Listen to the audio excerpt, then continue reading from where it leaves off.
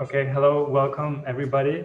Thank you for joining this event. I'm Gabriel Cuellar, an assistant professor in practice here at the University of Minnesota. I have the great pleasure to be organizing this event. Everybody. Thank you for joining this event. I'm Gabriel Cuellar, assistant. I heard myself. Okay, let me continue then. I'm happy to organize the events this week, which are exploring the concept of lowercase a architecture, diverse spatial material practices concerned with spatialities, constituencies, processes, and values beyond the presets of capital A architecture. I'm very pleased to welcome our guest speakers, Shin and Damon Rich. Welcome. Jay and Damon are the co-founders of HECTOR, an urban design planning and civic arts practice based in Newark, here in the US. HECTOR are leading a workshop this week at the University of Minnesota, and it's very exciting to be working with you. Shin is a designer, educator, and partner at HECTOR. She studied at the Rhode Island School of Design and Princeton University, and has taught at Harvard Graduate School of Design and the New Jersey Institute of Technology. Jay was recently the Enterprise Rose Architectural Fellow at the New York City Housing Authority, where she contributed to the definition, design, and implementation of strategies to perpetuate and rehabilitate New York City's public housing. Damon Rich is a designer, urban planner, educator, and partner at HECTOR as well.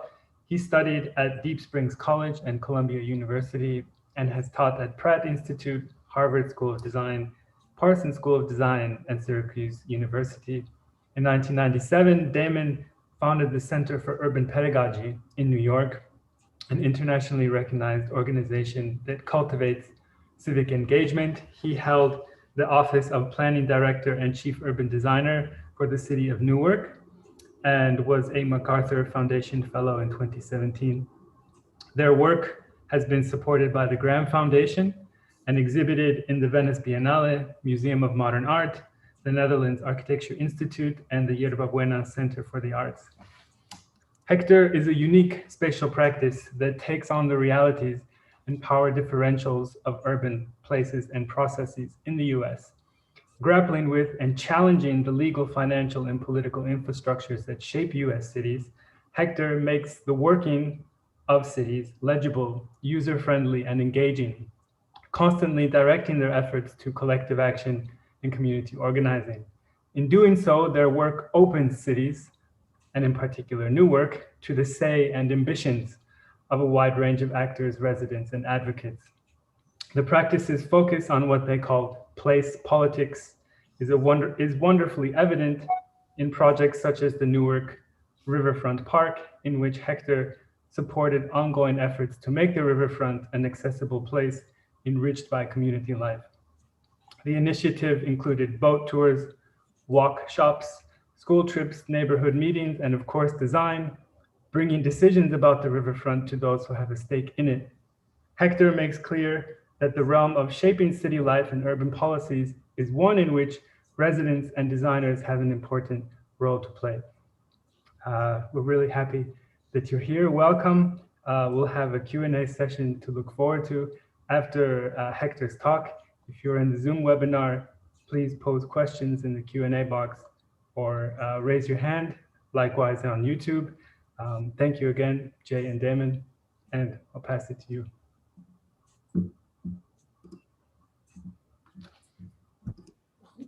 Thank you, Gabrielle. Damon, if you want to start sharing the screen, I'm all ready to go. Gabrielle, thanks so much for including us in this super dynamic and innovative week of learning and exchange between those in the academia and in practice. I think that you've done quite an exciting work, sort of setting up this notion of lowercase capital A, and just curating all of us into this this week. It's a really nice conceptual framework to sort of organize a week of teaching and learning. but also, your amazing work of organizing the whole thing. So many folders and links and emails have made our collaboration as actually workable. So thank you so much. Good afternoon. My name is Shin. I live here in Newark, New Jersey, which I respectfully recognize is on the land of the Lenape Lenni people who stewarded this land for generations. For us at HECTOR, the notion of collapsing the capital A architecture and lowercase a architecture has been sort of a nice way of discussing what we aspire to do here at HECTOR.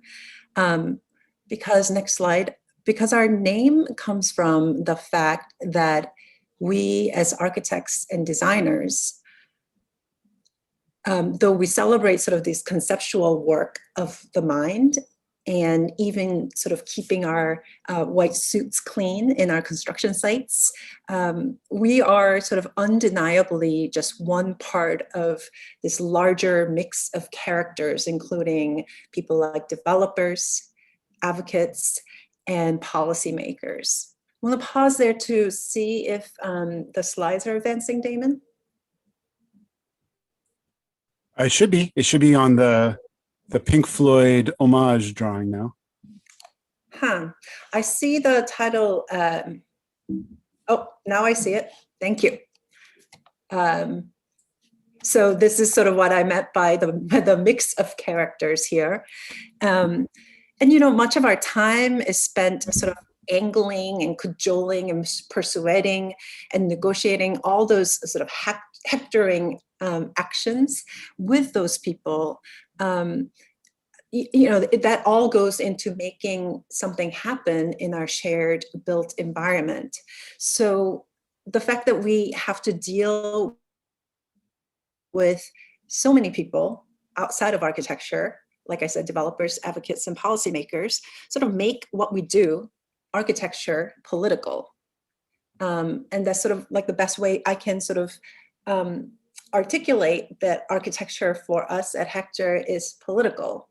So I'm curious if we can all sort of use this opportunity to put a sentence or two in the chat describing the favorite way in which you would like to explain, architecture for you is political. For example, Damon, give us an example. I love how architecture is political because it has this way of amplifying and reflecting and refracting all of the strange identities that exist in a place. Cool. So good job, Damon. So if everyone can just chat away in the chat box, sort of giving us one sentence or two on how architecture for you is political. I'll give a minute and then take away Damon. Great. I'll look forward to seeing those come in. So, this drawing here is a little bit of an abstraction of that oftentimes conflictual process that Jay was just describing.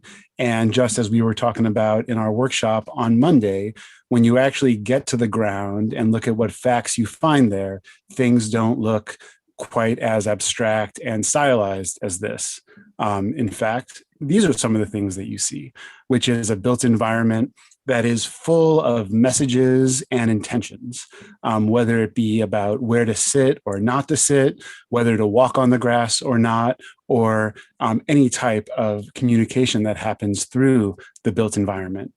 And for us, that comes down to a fundamental fact that maybe we as architects oftentimes have a hard time dealing with and accepting, which is that in a society organized as a democracy, there's going to be a lot of people who have ideas, whether they're architects or not, about the ways that we should build things. Some people say that we should look for flying angels to bring us architectural plans. Other, say, planning agencies that still exist in New York City hang narrative paintings like this one, where a very pale white woman descends from the heavens into the slum below. Or other ideas like the Black Panthers championed in 1969 when they walked in uninvited to the luncheon that was celebrating the only so-called master plan ever to be published about New York City. And they had a really great chant, which was, "Damn the master's plan." You also have cynical views. I took this one from Andres Duany of DPZ. That is a comic showing that, whatever you try to do in architecture and building, you're automatically going to have unreasonable people opposing it. So even though there's all these opinions, theories, ideas of knowing, ideas of explaining the built environment that we see, it still comes down to, when it comes to designing and building something, what is going to go where and how things are going to take up space. And so it poses this real tension between that multiplicity, kind of unending series of suggestions and justifications to like what is actually going to be in the construction drawing and then what's actually going to get built. And a lot of the places that we as architects have to go to pursue these aims, we think reveal parts of this system. So for example, this is the New York City Building Department where you go and drop off your plans, circa 2002. And so these spaces, as unremarkable as they might be, as unarchitectural as they might be, end up being the spaces where very serious decisions are made and where either things reflect the way that we want our society to be organized or decisions are made some other way.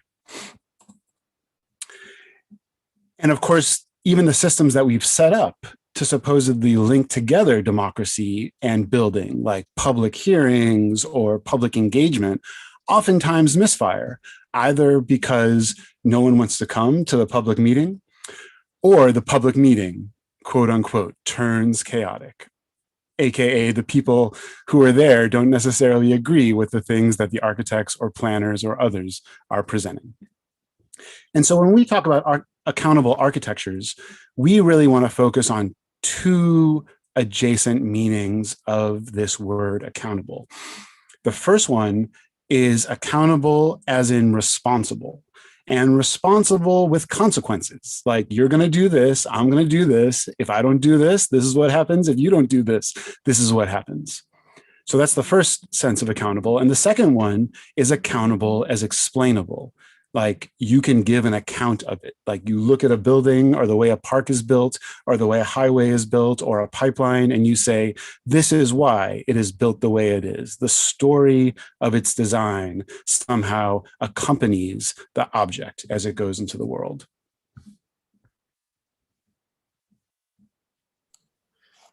And I'm looking at all the amazing ways in which you have described how architecture can be political, and especially great to see some from our workshop, like Angelo, chime in that architecture is political in how it can give a space power and authority. So keep chatting away. And related to that, we see our practice at the sort of intersection of democracy, capitalism, and the place where we live, or the landscape. To us, it means that intersection is key to understanding what we call place politics. Next slide. Which allows me to see architectural design or urban design, not as sort of this like bag of goodies that we have to be delivered to the public that is out there, and somehow politics kind of like intermingles in that process of deliverance. Rather, we see ourselves as just one component in many actors, including the park volunteers, skateboarders, housing advocates, and etc. That we're sort of this awkward guest at a cocktail party, just trying to figure out how to talk to other people who are also in the party, trying to intermingle and exchange ideas and trying to socialize. And so when we think about this in our practice, of course, it's not like a single party that we get to go to. It's like an ongoing party where everybody has something that they're championing and fighting for when it comes to the way the built environment is going to be. And their thing might be about housing or affordable housing. It might be about stopping affordable housing. It might be about the environmental quality created by necessary facilities like power plants and sewage treatment facilities, and where they go and who they impact. It might be about where one liquor store is suggesting to be located. And so our kind of ongoing educational process is to try to take the value of all of the things that have been created by the history of architecture and the history of urban design, to understand how they worked in their context, and then to use these tools that are our disciplinary tools to be part of those movements that Jay is describing. So whether it's about the first, government-backed building codes about 120 years ago, zoning a decade and a half later, urban renewal, or I think really germane to this week's workshops are this idea of community design. What does it mean to do design with and for a community? Now, on top of these traditional urban design and architecture tools, we also learn a lot from adjacent disciplines, like social work, like urban planning. And so two of the tools that we have learned a lot from that we wanted to share with you today are, on one hand, popular education, here represented by a woman named Septima Clark, who was instrumental in the Black Freedom Movement, was an educator, really involved in setting up something called citizenship schools and freedom schools, where adults who had lived a full life, who understood a lot of things, came together to both sharpen their skills like reading or writing, but also to situate their experience in a broader political context, which we think is incumbent upon us as designers and architects. We'll talk more about that. The second tool or tradition is that of community organizing. How do the people who live in a place come together to form organizations in order to pursue their interests, especially around what they want their living environment to be? This is an image of the first ever United States National Conference on Neighborhoods that was held only a couple years before I was born in 1972, where for the first time, representatives from urban neighborhoods across the country came together to talk about issues like affordable housing, vacant and abandoned housing, messed up situations of all sorts. And both of these traditions run alongside and really inform for us our ability to benefit from the own thinking and deliberations that our fellow architects and planners have made. So maybe some of you have seen this essay before. I feel it's almost assigned in every urban planning class and urban design class that I've ever been a part of.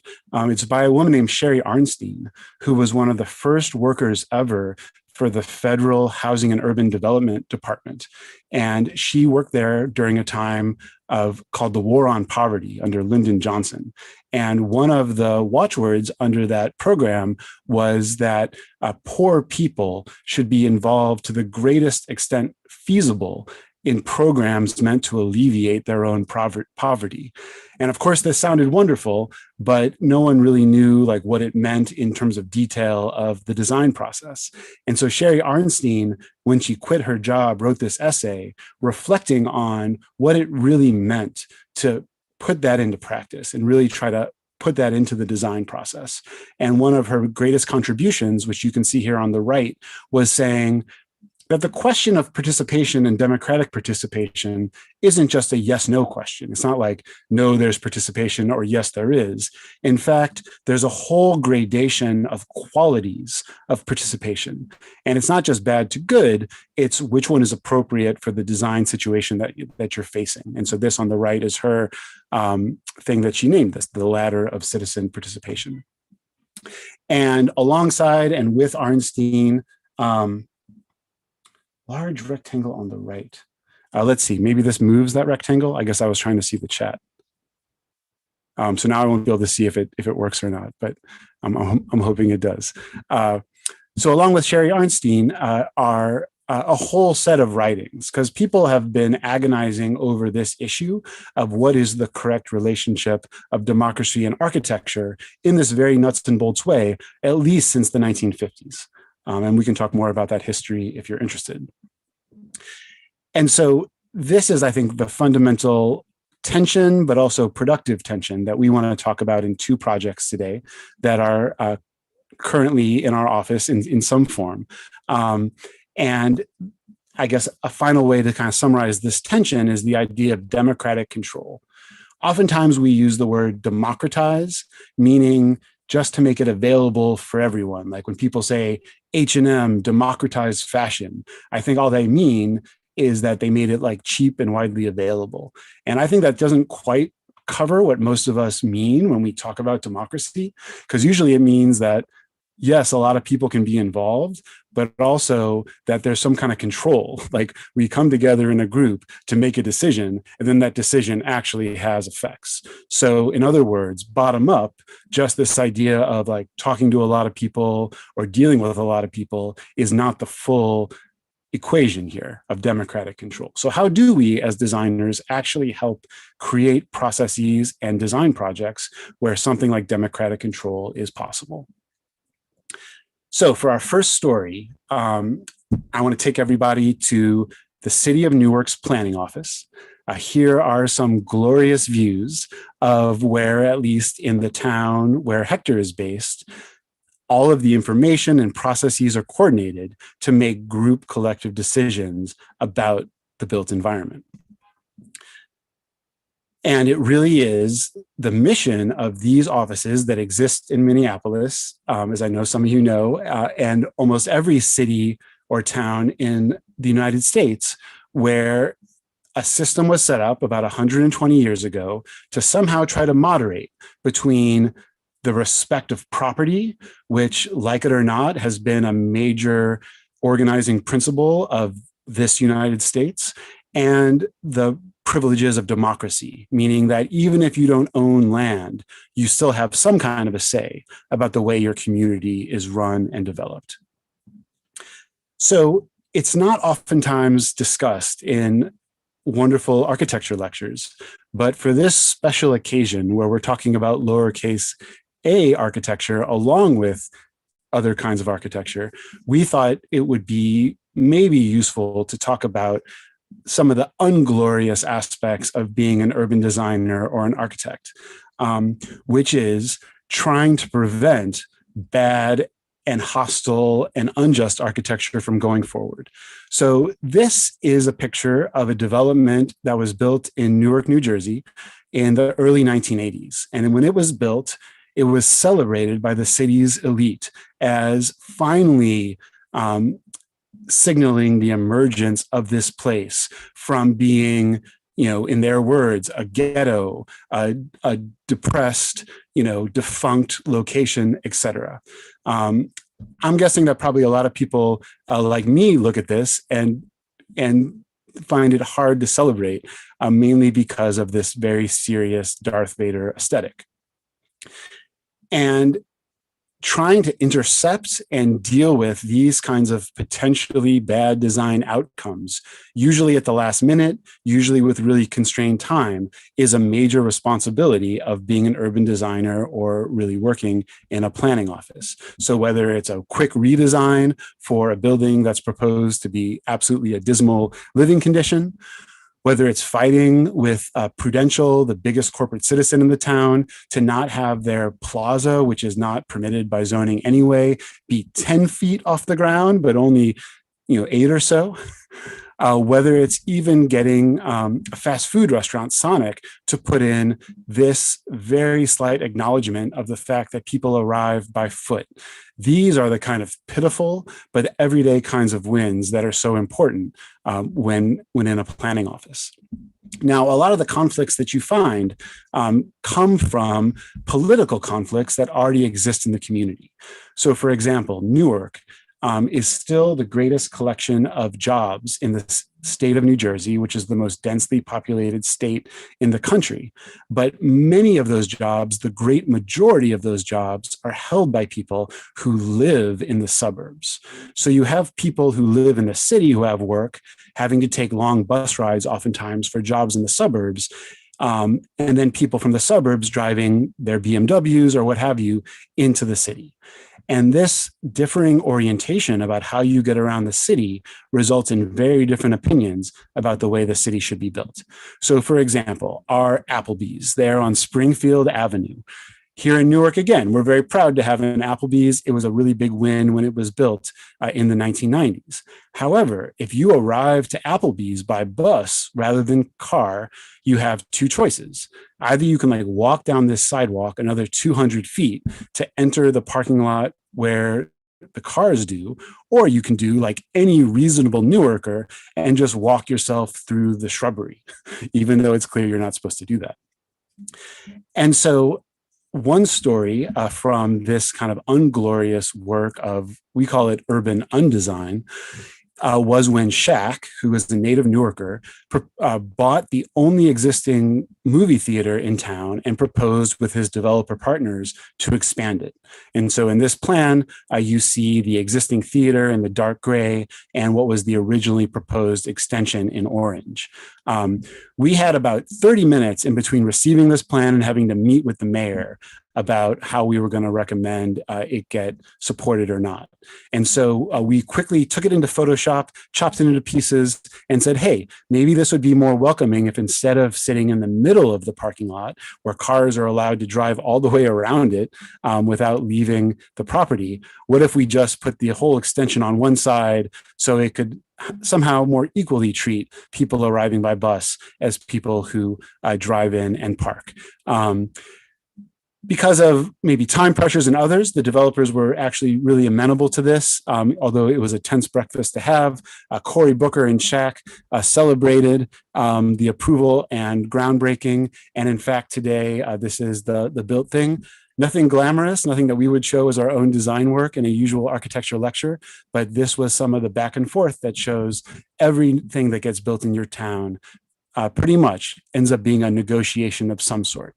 And in fact, now you can leave the theater and walk to the sidewalk without worrying about getting run over by someone doing donuts in the sidewalk or in the parking lot.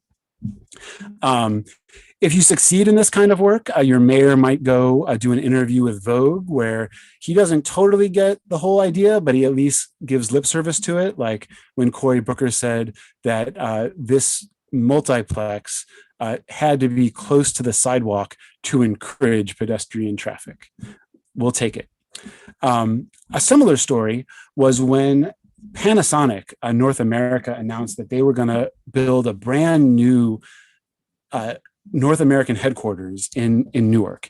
And there was all kinds of fanfare. They were awarded about $120 million tax credit. But again, it was embraced by the elite leadership of the city as showing the strength of the market, the fact that people were willing to invest in the city, et cetera. And the image that you see right here in front of you is the image that most people might see in a press release or in a kind of banner on the street. And of course, this gives a certain impression. It's pretty much a standard rendering, but there's also a lot that it leaves out. Like it doesn't really show very clearly what it's going to be like to drive or to walk by this building once it's built. And you only get to learn the answers to that when you're in the planning office examining the actual engineering and architectural plans that have been submitted for public review by this developer. And so looking at these, we noticed that there was one important detail that was not represented on that very nice rendering, which was a proposed 10-foot fence along the perimeter property line in the middle of the downtown. And so it became really important, if this process was going to play out with any kind of democratic accountability, which first requires popular education so that people actually have a sense of what's going on, because they wouldn't draw the fence in their rendering, we had to draw the fence to show people what was actually being proposed. And so that's what you see here. And then this led to a series of back and forth proposals where we said, well, instead of a fence, why don't you have a plaza? And they'd be like, well, we're really worried about security, so why don't we have a fence? But it's a foot lower and it's 4 feet off of the property line. Here you see a kind of condensed synopsis of some of these, of some of this correspondence. And there's a lot of episodes I won't share with you. One of them includes this, which was one young man who was 12 years old organized a constituency of kids to sign this large placard petition that included Oscar Wilde's story of the selfish giant who encloses his garden with a fence and then it kills all of the plants. And so I'm going to show you right now a very brief, like 2-minute video that was a kind of quick architectural synopsis of this exchange.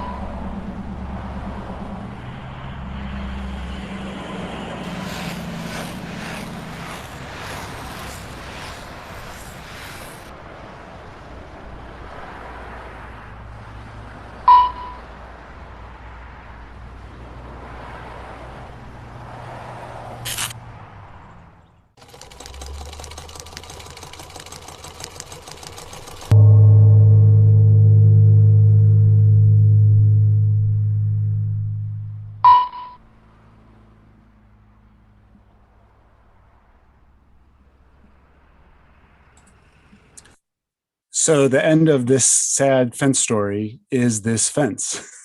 You can see that it's still spiky, that it's not quite on the property line, but maybe most significantly, as a very slight silver lining, is the fact that it is only 5 feet tall. And that means that because they are required to have an exit push bar at the gate, that anyone walking by can easily reach over the 5-foot fence without getting spiked, hit the push bar, and still walk into the property. So I tell all of these sad stories just to really set up the point of of this particular thread, which is that even if planners and urban designers and architects work really hard for the public sector, they will be forever stuck in those kinds of fights over details that I've been sharing if they don't succeed at connecting with a broader constituency around the built environment, just as Jay described as the cocktail party.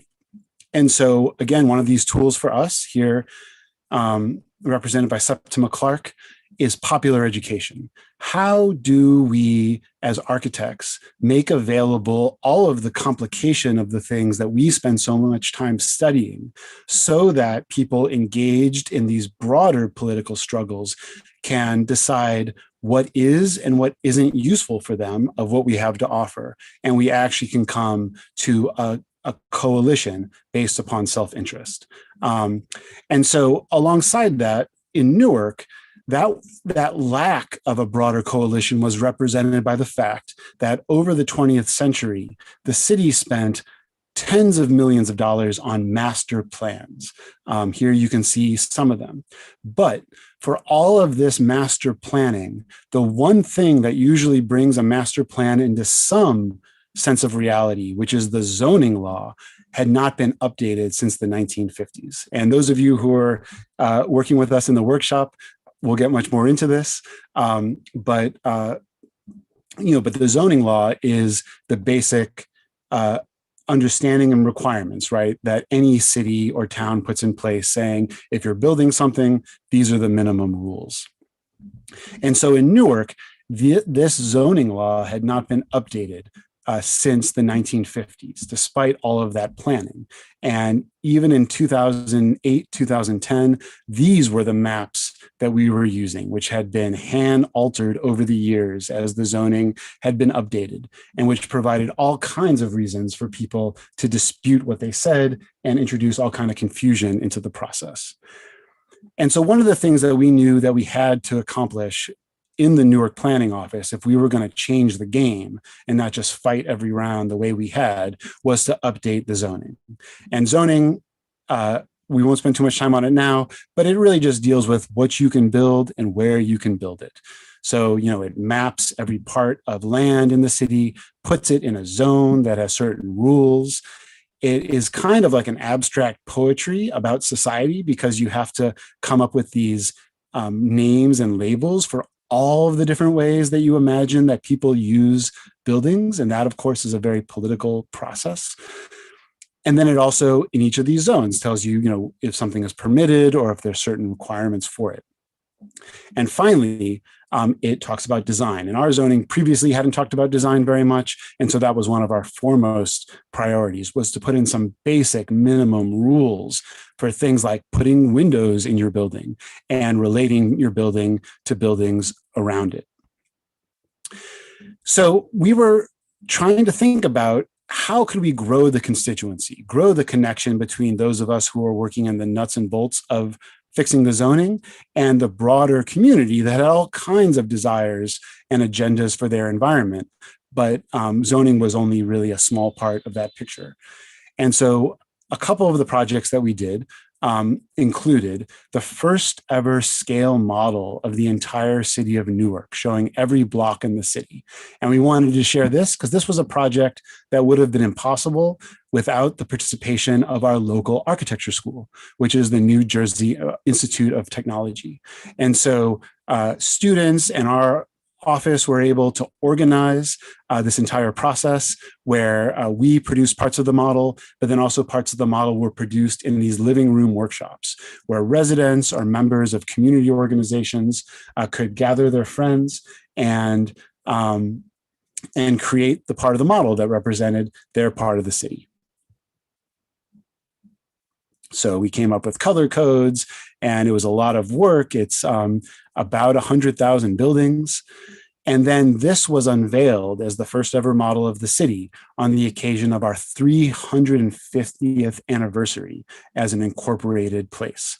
And this is in the main branch of our library where people could come, take their photo with the city that they live in, explore specific pieces, share stories with each other.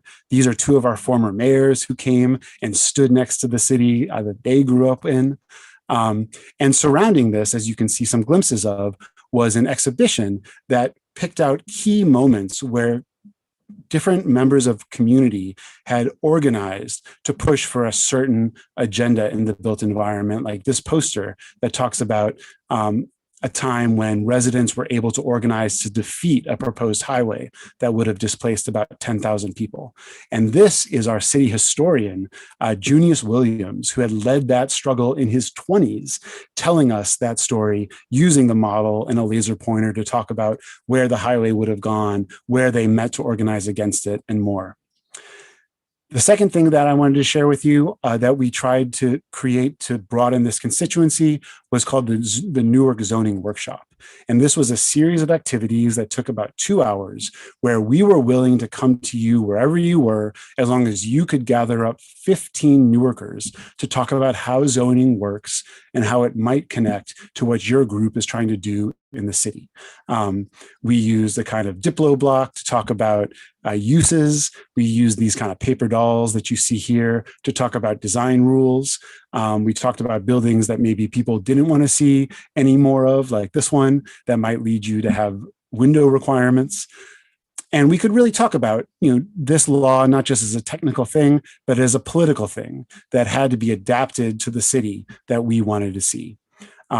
It also included this flow chart that tried to break down in different languages how this planning process works and how the public can strategize to have the biggest impact on debates. We had these red flags that we always shook around that explained the things that zoning didn't cover, which was just as important to cover as the things that it did. And so when it came down to the final council hearing, it was tremendously powerful that there were representatives from almost one of, I think, a dozen neighborhood groups that came and talked about different ways that this package of changing the fundamental programming language for how the city gets built would help advance their agenda. And so that passed in 2015. And as a footnote, it included for the first time the requirement that you not just send a letter to property owners saying what is going to be proposed to be built, but you actually put a sign in the city on the land. And so even though not everyone follows the graphic template exactly, these being out and about in the world and now showing up on Facebook and on Instagram are yet another small advance in creating more and more broad spread conversation about the environment, how it changes, how it should change, and who should decide. And so these are all the folks that worked on those projects with us.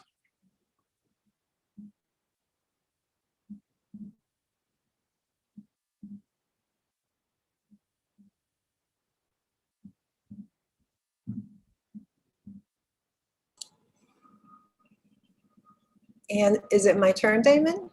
Can you Take it hear away. me? All right. Can people can you see the slides okay? We see the neighborhood conference convention slide. Yeah. Ah, hang on.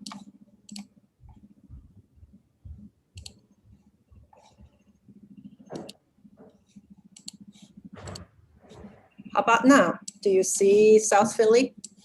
Looks like, yes. Awesome. So yeah, thanks, Damon. This topic of learning from community organizing and popular education that Damon talked about, or just the work of growing the constituency and coalition around your design project, is something that we try to implement in our design processes too. So I wanted to talk about one park design work that we've been working in Southeast Philadelphia. It's a 100-year-old square park in the South Philly area. where the mayor of the city is raising funding through soda tax to rebuild parks and rec centers. A number of community groups put themselves together as a client group and hired us to plan and design the rehabilitation of this park. The neighborhood is super diverse. In addition to long-standing African, Irish, and Italian American residents, in the beginning of 1970s, the neighborhood became home to others arriving as refugees and immigrants, initially from Vietnam, Laos, Cambodia, and then later from Bhutan, Burma, Mexico, and Honduras, and more. And this project also began in the background of the protests against the so-called Muslim ban started by the last administration. The park is super well used. People love it.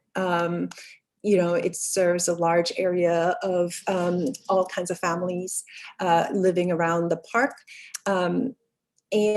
But it really needs some help, like a better way of sitting around.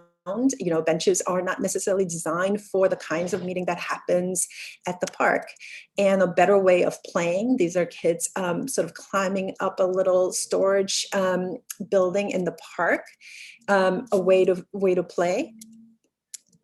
A better way to play sports. People have taken to their own hands to build a volleyball court or foot volleyball court, which is great. But when it rains, it gets all muddy, and that's a problem. They also needed a better way of selling and eating at the park. The neighborhood comes with some of the most amazing food, all kinds of cultures, yet they just didn't have the infrastructure in order to accommodate that program.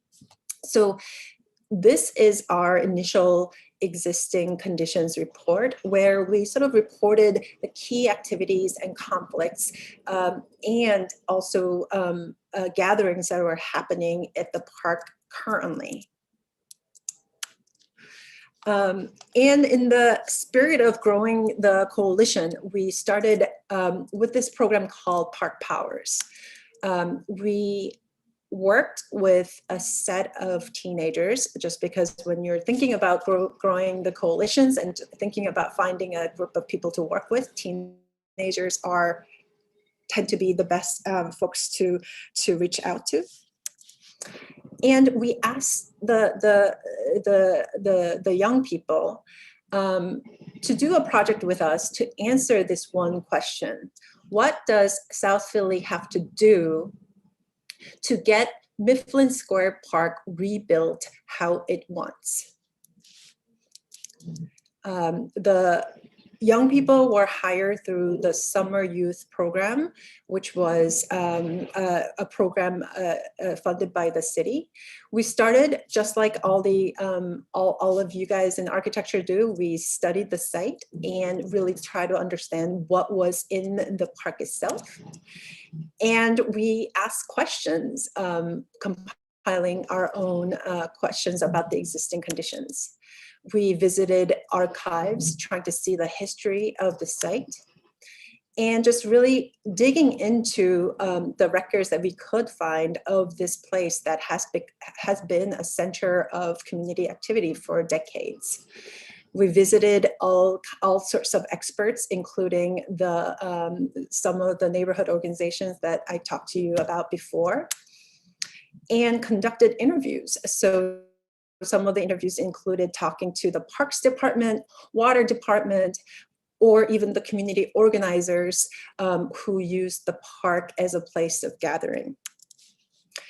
And students young people made documentations of what they learned from the interviews, like this one that talked about, you know, why is it that our park is looking so much shabbier than the other ones? And the answer was basically like, well, the other parts of the city tend to pay more taxes. And they were just kind of struck by that answer and really questioned whether that was in fact true. They also delved into the notion of race and race relations. This drawing sort of wonders, you know, if those folks who were selling food at the park were Italian grandmas, would they have been kicked out?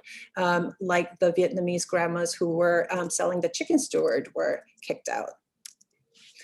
And some of the really hard truth that although many people think that the park has seen violence and challenges in the recent years with the influx of new immigrants, really the park has been a place of a lot of conflict and violence, and that sort of undoing some of the myths about the park and the social relationships around it was a big part of it. We visited politicians, this one, Councilman Squilla. He said something that sort of made everyone really shocked. He said, you know, for me, raising $5 million to redo this park is not a problem. The big problem is getting 80% of this neighborhood to agree on the design of the redesign of the park and how we will do it. And, you know, the young people sort of took that as a challenge. Like, okay, so if we are sort of taking your challenge on to get 80% of people to agree on a design and how it will be implemented, you will get us $5 million, which is pretty exciting way of thinking about design project planning at the early stage of this multi-year project. The young people drew org charts of the government structures and sort of traced how the money flew through different institutions and how with the money the power structures organized themselves. So where does the money come from to fix our park the way we want it? They also sort of charted all the community organizations that need to be involved in this process and try to understand the benefits and responsibilities that might be assigned to each nonprofits. And then made this diagram of this Voltron who sort of like swallows all the organizations into its body. And then they took this analysis back to the community organizers and community leaders to just make sure that they've got this, this picture right. And so here's one of the leaders sort of explaining, well, here that flow maybe should be adjusted this way and that way. So sort of really collaborating in terms of collaborating and sharing the understanding of how park rebuilding actually works. And so with that descript, they put, the young people put together this poster where all these people in the park will gather together around stakeholders and nonprofits and sort of create this superhero who would help us create a new park that is called Mifflin Square Coalition. Some more drawings that sort of explains how the design might unfold, design process might unfold. The way we were putting together this drawings came from collaborative design process where the young people would make their own scale figures and vignettes. Here, police and grandmas and kids, buildings and trash, and compose it into this tribute to McNeil, Parks, Dreams, and Nightmare, where they were imagining the nightmare scenario of the park going really, really bad, and the dream scenario of the park going really, really good. So dreams and nightmare. And they brought it back to the leaders here. Again, the Councilman Squilla is sort of hearing the report back from the young people. And we posted the outcome in the park itself, sort of really reporting back on what it is that we have discovered. A lot of details and somewhat mundane stories about park rehabilitation sort of took a life on its own into a narrative told by the young people. We also composed this drawing and a poster that we put together and distributed to all schools in the neighborhood in order to sort of talk about talk about our work, not only our work thus far in our research, but also as an effort to continue growing the coalition and constituencies. Another thing that we did was to just figuring out a way to start a conversation with the neighborhood about design that is more familiar and comfortable. So we packed our suitcase with all kinds of things like seashells, Lego blocks, and toys. And we went to church basements and community rooms to sort of have a conversation on what kind of park that we want to imagine and sort of have these design charrettes about it. And a lot of what they have built during the conversation sort of gave us a beginning of the idea for the components that needed to happen in the new park. For example, like we really thought that there needed to be a playground that is challenging, that has ramps and hills, and shaded seating area where grandmas could sit, and gathering places of more diverse orientation. And really documenting these meetings that happened all over the neighborhood was really a great way of starting the conversation and gathering design ideas from the community.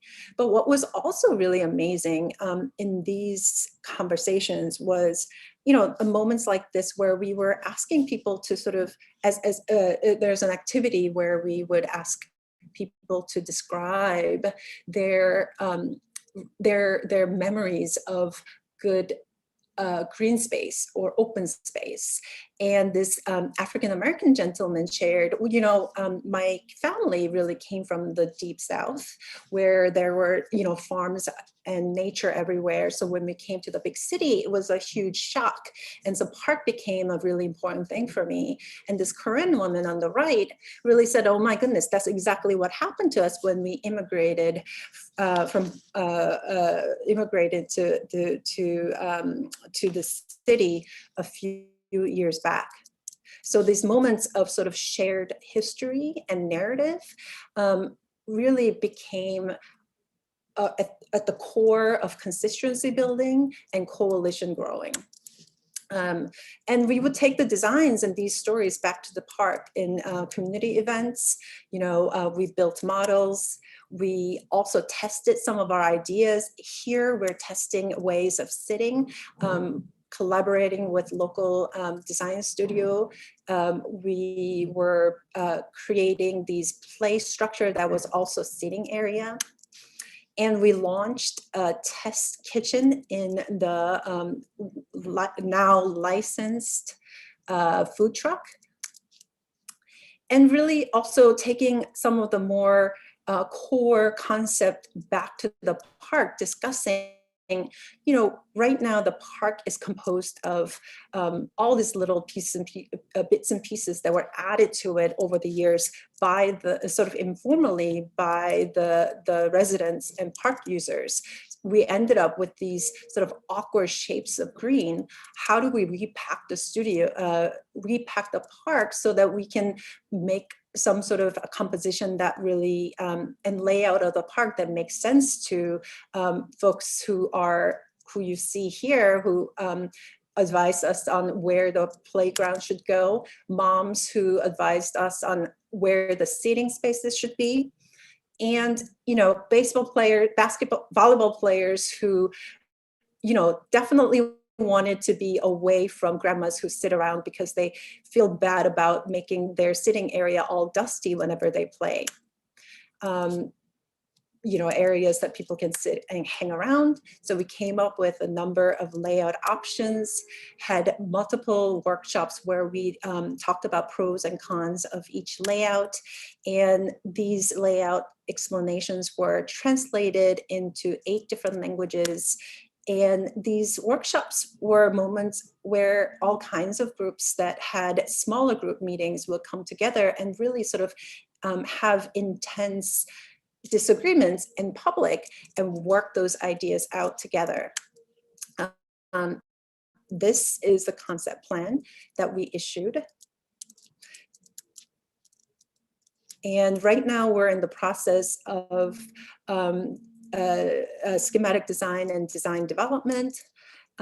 We were lucky enough to sort of continue working with the community group to figure out the shape of the building, the community building that they wanted, and how to be creative about the sports court that needed formalized fence that was more friendly to children as well as adults. Areas where the grandmothers can sit, and the performance areas for the dancers, and a whole slew of innovative and durable playground equipments. We continue to make drawings to make sure that we spur on the imagination and visioning process of the residents. Because all these people who worked with us so far listed here continue to be part of our client group. And this very satisfied young client is getting a design report back at the park. And we continue to both work with the government partners, nonprofit partners, as well as park users at the park itself.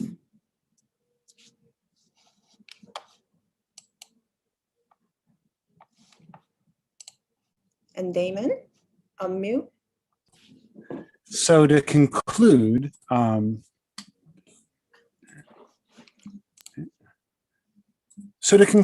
we really wanted to try to convince you all that one thing that popular education, community organizing, and architecture have in common is that they are, at least in part, I can get rid of this box. They're at least in part about how we orient ourselves within systems of power and how we identify and understand the constraints and the opportunities that our location within that system gives us. And so I'll show a couple pictures just to write us out of a project that Gabrielle mentioned at the beginning, which is Newark Riverfront Park. So just like Archigram's log plug, we imagine a world of architecture where, rather than just naturalizing the infrastructure of contemporary living like log plug, the objects and opportunities of architecture become places where shared stories, shared accounts erupt from every object. And so here is one place we've gone to try that. Again, Newark Riverfront Park.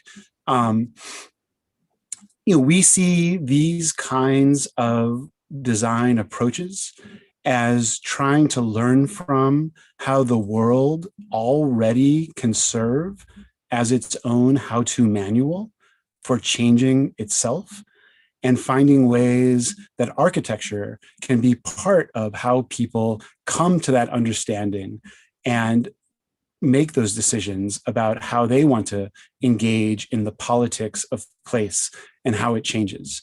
In some ways, I think we imagine architecture as being trapped inside that big A, maybe like Rapunzel, where we're like, big A architecture, let down your hair so we all can get in there. Maybe an alternative mythology that people might know is that of the Wu-Tang Clan, where they, for a long time, were monks within their own monastery studying their science. And then one monk came along who said, no, we should take our science outside of the walls of our monastery and bring it to the people.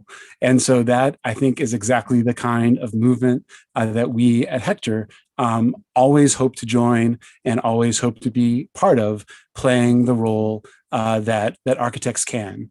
And so there's the layer of the physical design, and then what you're seeing now is the most important layer that really sits on top of that, is supported by it, which is the life forms and culture ways that people bring to a place, whether it is music or celebration or drama, whether it is taking photos after your first communion, or taking a reflective stroll at night, or our favorite way that social life has been brought together with this particular architecture is the house music dance parties hosted by DJ Omar Abdallah. And although we all can't be together right now, and not for a while, to enjoy living together like this, we can show you a little bit of what it's like to be there.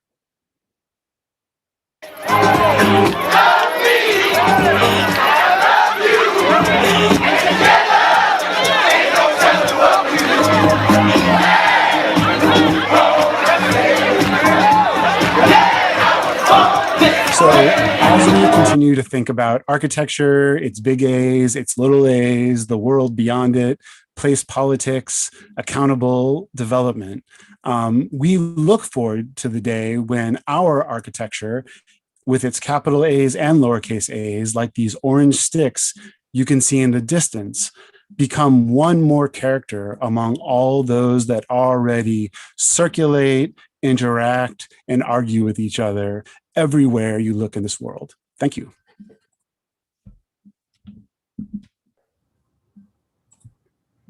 Thank you so much. That was amazing, Jay and Damon, really incredible. So special and inspiring. And it was just so captivating to follow along this process that you have been going through, the twists and turns and how you negotiate everything. It's just, yeah, very, very inspiring and cool. Thank you. So we have some time for questions, which would be wonderful. So if you're in the Zoom webinar, please post your question into the Q&A. Also, YouTube, we can take some questions. Let's see what we have so far. There's one question that has come through from Athar Mufre. Thanks so much, incredible work, she says. I was wondering what's the process in which you initiate or start projects?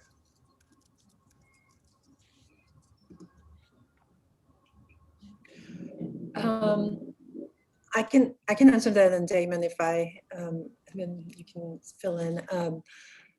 I think that just like many design firms, I think a lot of small design firms function this way. We start with finding a good client. So in case of Mifflin Square Park, just the start of the project, we were hired by a local institution to do the public education portion of it, the Part Powers portion, which started this really deep relationship of collaboration, which had which sort of led into having this sort of multi-year, multi-phase design process right now. A component of it is going to go under construction. Just that the small small plaza of the park will go under construction next month. So I think that with just as any design firm, it starts with sort of like a clear relationship with the community group or the client. Some other cases more straightforward. We do, go for RFPs, and we lose a lot of them, but we also win some of it. A lot of municipal projects sort of initiate that way. So one of the projects that we did with City of Detroit, which is a neighborhood plan that sort of work closely with this young group of young people, and we call it Youth-Centered Neighborhood Framework Plan. Really came from us putting in an RFP response. So yeah, a lot of the work is sort of done through fairly traditional way of starting a design and construction work. That's really interesting. Thanks for sharing that. One question I have is, yes, somehow when you were describing the role of popular education, really your work somehow, became even more, kind of inspiring in my view, because I know that on one hand you have been involved on, let's say, the government, like the public authority side, in terms of being in the government planning offices, but at the same time you now are a design office, a kind of independent private, not public practice. And you were describing how like the planning office has certain duties and responsibilities that have become attributed to it. And then the design offices also, I guess, from market processes have also come to take on certain duties and roles that they have. But it seems like there's a gap, because things like the fence or the design of the park and the riverfront, it seems like what you're suggesting is that popular education can somehow fill a little bit this gap, where the things in the city, either specific spaces or processes in the city, don't necessarily have to be taken on by the public authorities themselves, or even a design office, that through public education, somehow residents and other collectives can actually have a much more of a say and kind of concrete role in shaping the things. I guess that's not a question, but I don't, maybe you could speak more about the role of how you see popular education in relation to planning offices on one hand and design offices on the other. Yeah, I mean, I think what you're describing, Gabrielle, connects with something that I think about as, because sometimes people, if they're arguing at a kind of like basic level around participation, right? There's a classic architecture thing. People will be like, I don't know about this whole design by committee thing. And there's this like very quick accusation, which architects are always ready to throw out there, that somehow this would be degrading our expertise. And we'd be like somehow ceding our position, and that instead of authors, now we have to be like note takers and facilitators or something like that.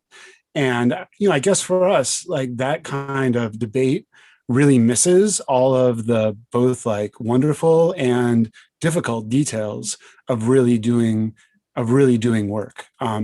So for us, I think it's like, well, no, like there is definitely no danger here that like all these people are going to get interested in writing the paver spec with us. Like, no, they're not interested in that.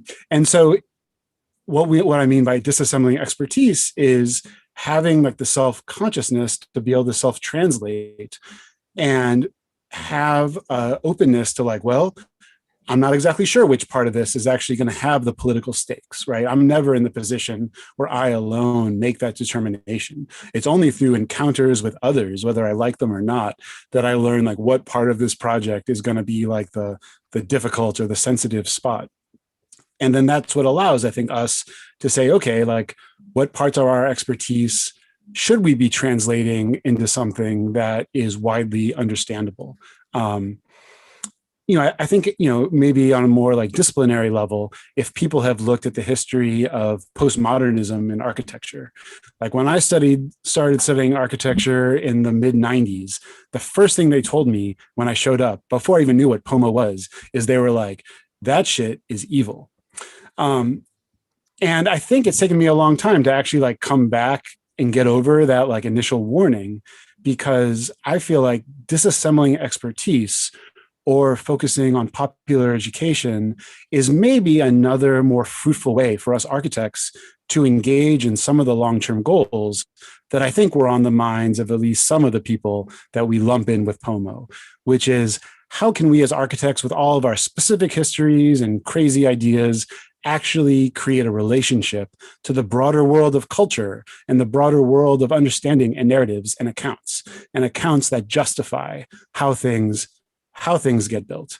And so, maybe, certainly being too simple, we could say that, the bad POMO people that just were putting cartoon columns on things had a very shallow take on what it meant to create those connections and what we can learn from community organizers. One of the things we can learn from organizers and popular educators is a much more open, much more tenuous, I think, take on how our architecture culture fits into a broader culture and politics.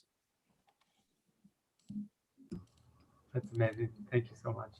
Another question from student Laichi Yang, who asks, I loved hearing about the Square Park project because some of the solutions felt very specific in responding to the current needs and desires of the diverse community members. What were some of the considerations in designing the space that would be adaptable as spatial needs might change generationally? Yeah, in some ways, I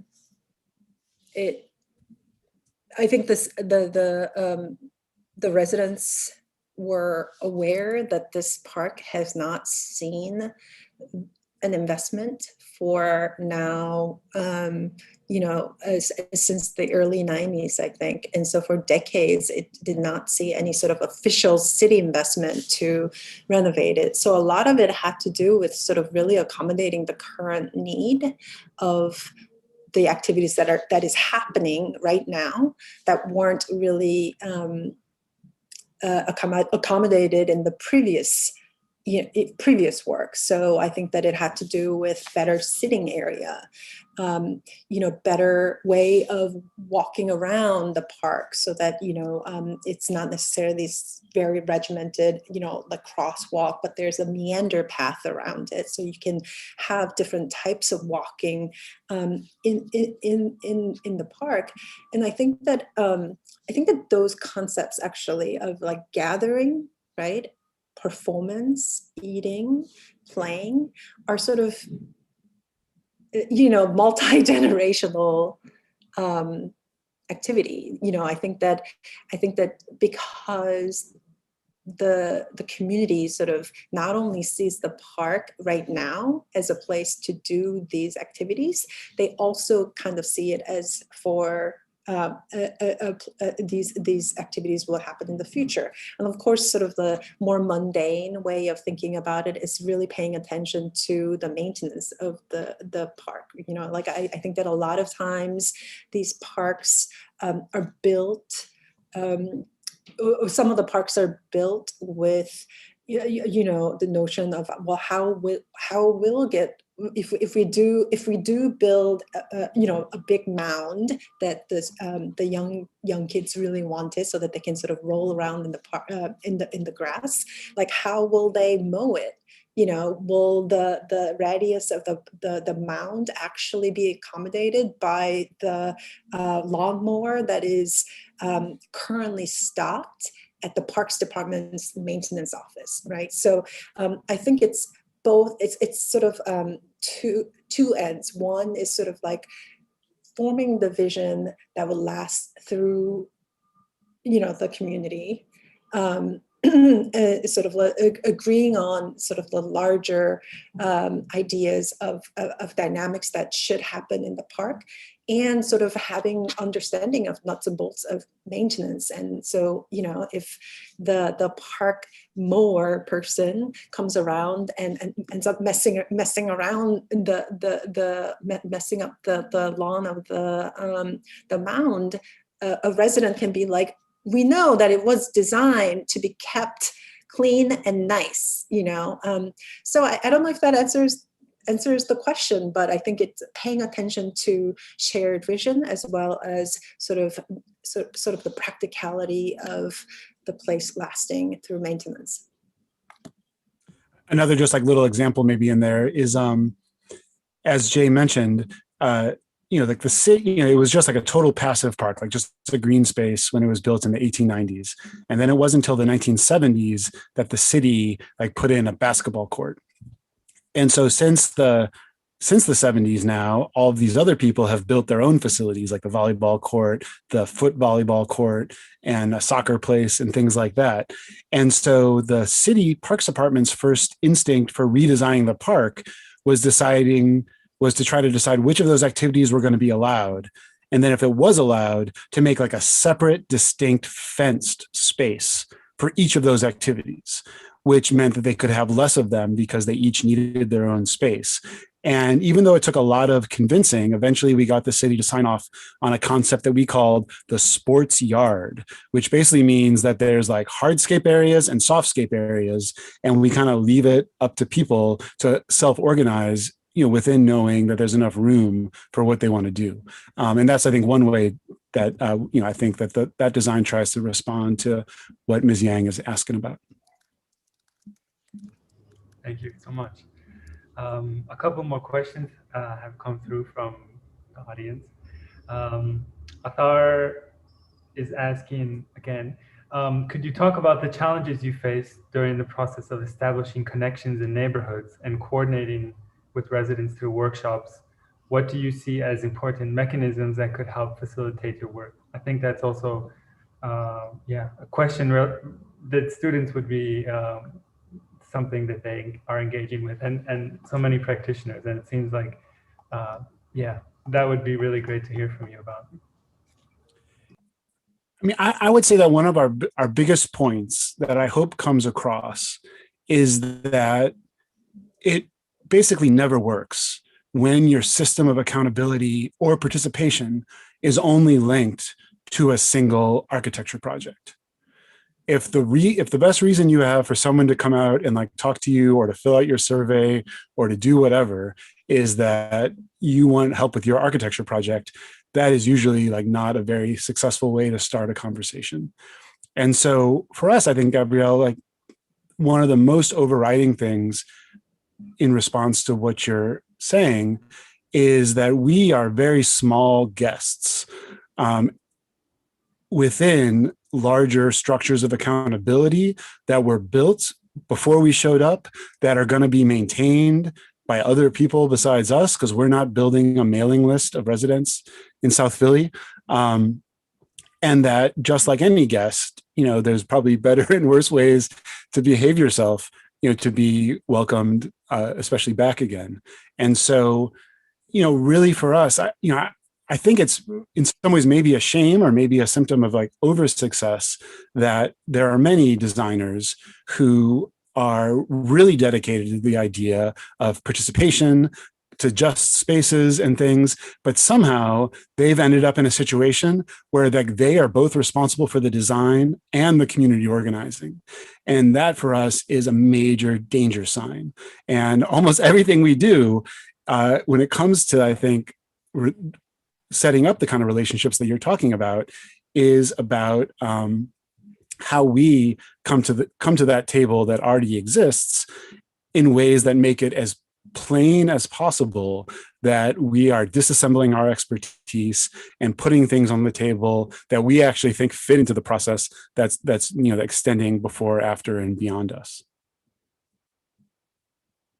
That's super helpful. Thank you. That really, really, really wonderful. One more question from student Kenawak Geneti. I hope I've said that correctly. How do you assess large projects like the Big U, which Big designed for New York flood mitigation, with similar approach to the projects you've mentioned?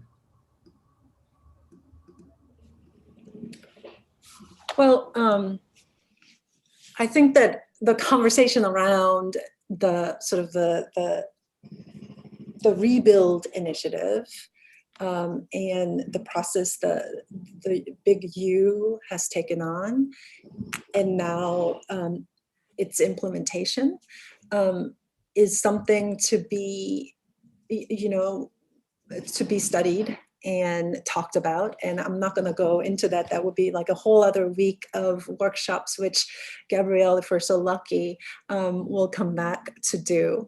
I'm just going to take one aspect of project, sustainability or resiliency project like Big U, where the notion of resiliency and building resiliency into the landscape gives an idea into creating social space. The plaza that I talked about, that we're actually breaking ground next week, and we're very busy picking, writing the final submittals for paper patterns right now at the office as we speak, is actually this component of welcoming plaza at the corner of the park actually happened because the Philadelphia Water Department decided to, separate from the park renovation project, they decided to insert a set of green infrastructure, stormwater management system in underneath the park. And because we had engaged this particular department, city department, at the beginning of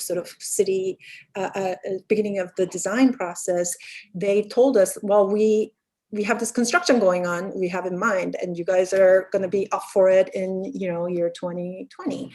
And so we were like, you're going to dig up, and what's going to, how are you going to, after you dig up and you put the infrastructure in there, like what's going to happen to it? And they were planning on just like, recovering the current state as is. And so we said, what if we, meaning the client group, said, well, what if we hire HECTOR to do a process where there's a design of a small, portion of the park that is a more welcoming plaza, and because of some hectoring and negotiating and discussions, we were able to implement that design and sort of insert that into what was going to be sort of straightforward green infrastructure investment by the city. And so, in that collaboration between the water department and the community group, we get the plaza out of it, and HECTOR gets a nice little plaza design job, which has been really fun and wonderful. Thank you so much for so generously taking those questions. That was really wonderful. And I think HECTOR is such an inspiring office, practice in the US. Somehow the urban messiness is not something that I think designers and architects are always so oriented to deal with. And I think the fact that HECTOR makes the case that it can be done, it should be done, is incredibly inspiring. And I hope we can soon visit the Mifflin Park as it gets built, and looking forward to seeing what comes next from HECTOR. So this concludes this series of talks. I want to thank Damon and Jay so much for this really fantastic sharing of your work. I want to thank the students and all those who tuned in, all those who posed questions and helped enliven the conversation, and looking forward to how the workshops pan out in the next few days. And yeah, it's been a pleasure. So thank you, Jay and Damon. Thanks so much. Thank you. Okay. It's been fun. Yeah. See you all tomorrow.